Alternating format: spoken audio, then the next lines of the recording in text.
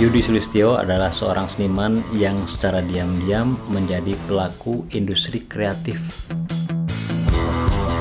Lahir di Yogyakarta 20 Oktober tahun 1972. Pernah mengenyam pendidikan di Minat Studi DKV ISI Yogyakarta, menciptakan karya-karya tiga-dimensional dari karton tebal, diantaranya bentuk-bentuk tank, kendaraan tempur padang pasir, diorama, robot, dan sebagainya. Yudi tidak terlampau peduli dengan teori. Ia lebih bertumpu pada rasa dan imajinasi bermainnya.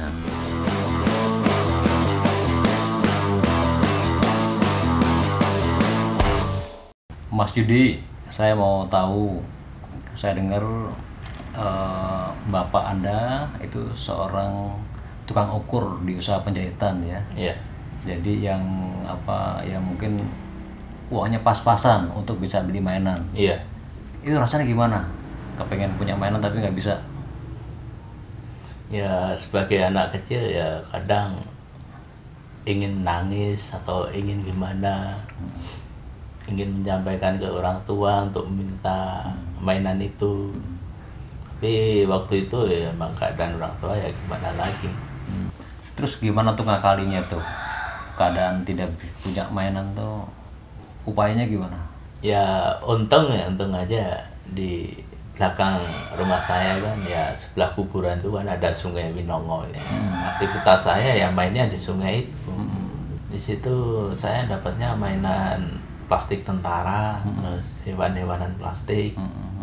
Kadang juga mainan dari seng, mobil-mobilan dari seng. Masih utuh nggak?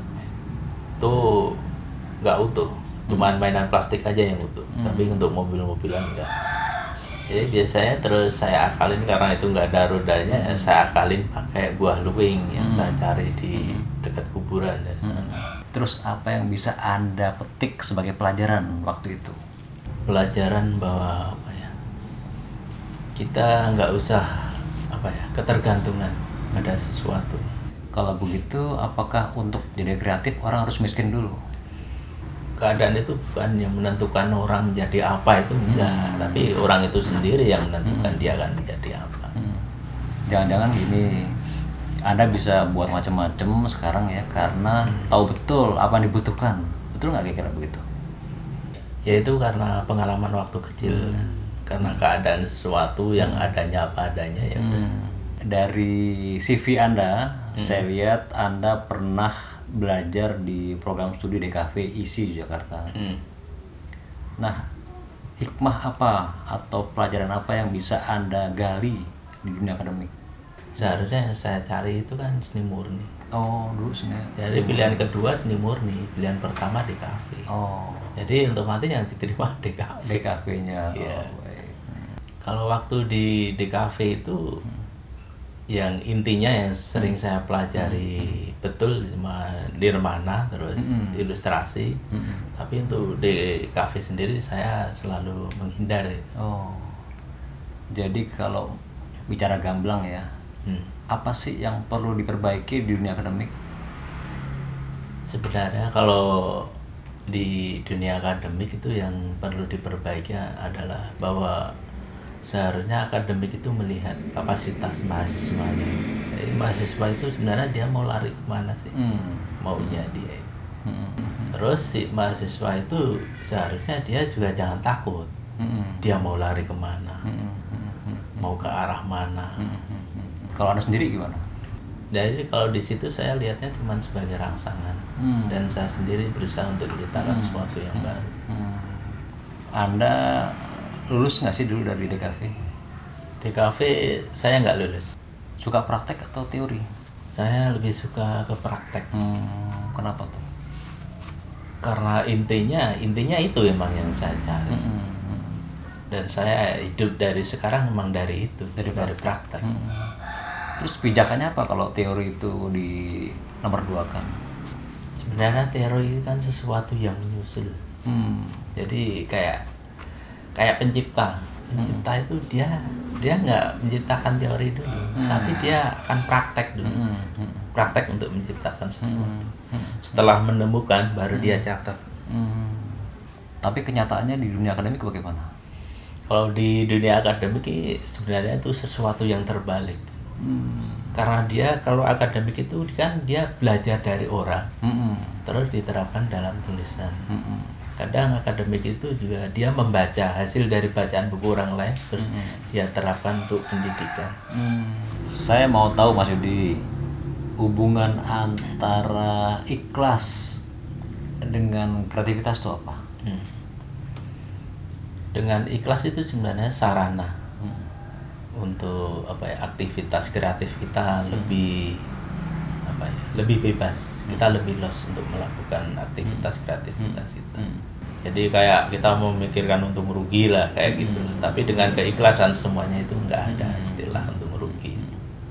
Nah Mas Yudi, mimpi apa yang belum selesai yang masih Anda kejar melalui karya ini? Sebenarnya kalau mimpi saya ingin ciptakan suatu karya tanpa keterbatasan waktu.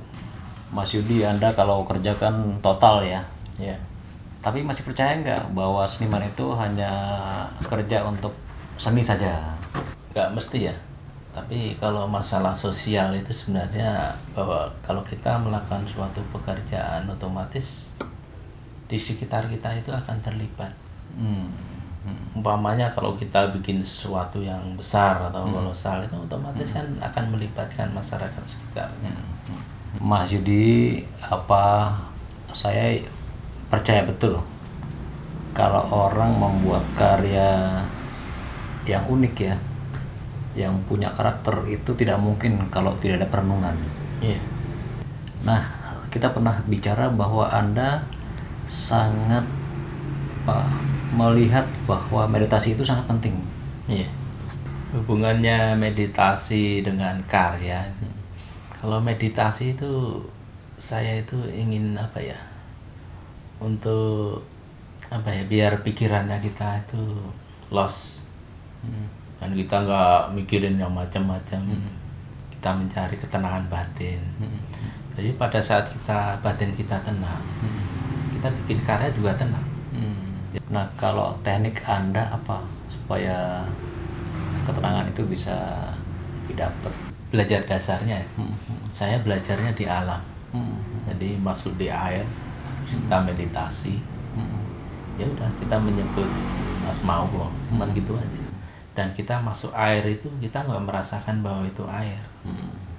Kalau kita masuk air kan setengah gini, yang kita rasakan kayak benang, cuman diikat di batasannya itu antara udara dengan air itu batasannya kayak benang, kayak kita diikat benang.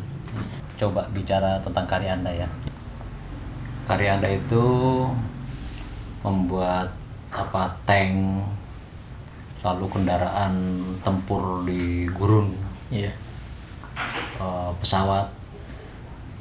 Nah, bisa cerita sedikit tentang ini, kenapa kok serba militer nih, kenapa?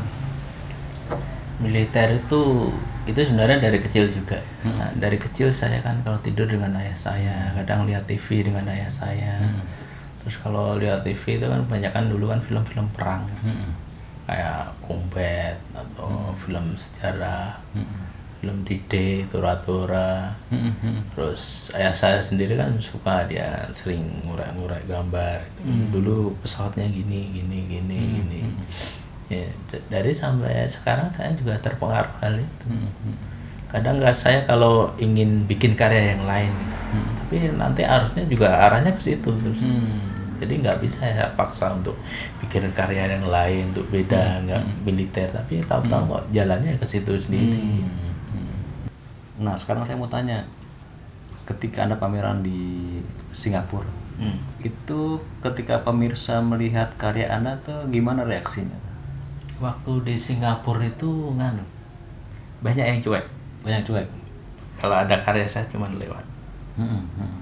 Karena itu dikirain beneran, sesuatu yang barangnya kuat dari besi. Iya. Tapi setelah di situ dikasih tahu bahwa ini paper, itu dikasih tulisan ini paper.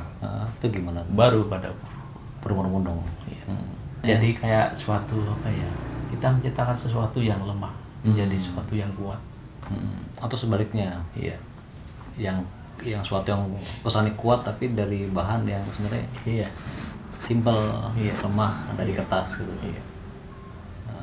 Nah kalau Anda sendiri itu ada nggak pengaruh psikologis ketika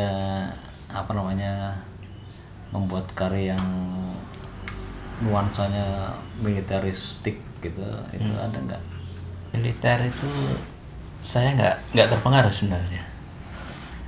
Jadi saya nggak terpengaruh dengan kedisiplinnya dia, peraturannya dia, sifat-sifatnya dia, nggak terpengaruh. Jadi yang mempengaruhi saya itu peralatan yang dia pakai. Kalau bikin karya terus saya kasih simbol negara tertentu kayaknya Kenapa? sesuatu yang nggak enak gitu. Oh nggak enak. Ya Mas Yudi, terima kasih. Saya banyak belajar dari Anda. Justru dari orang yang tidak sempat lulus dari ISI Yogyakarta ya. Nah ini kan menarik nih.